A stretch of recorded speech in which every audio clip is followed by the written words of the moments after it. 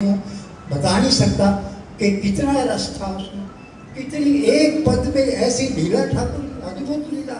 और कई बार तो एक पद में भी कई कई लीला, जितने उसमें वो सांझे होते हैं उतने ही उसमें लीलाएं उसमें।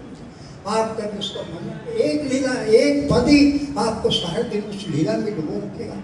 ऐसे उनका लीला का रूप का, लीला का, धाम का और ये नाम का चारों पदार्थ पढ़ के तो इतने सहज किए कि जिसको कोई मैं उसका ध्यान नहीं कर सकता। फिर कहाँ तक कहा जाए उनके बारे में। मैं तो दो चार शब्दों में और कह करके अपने बारे में कह करके समाप्ति करूँ। मैं एक छोटे से गांव के परिवार का रहने वाला, जिनका केवल लक्ष्य कमाना और खाना ही होता है, ऐसे परिवार से मुझे उनकी अहेतु की कृपा से आप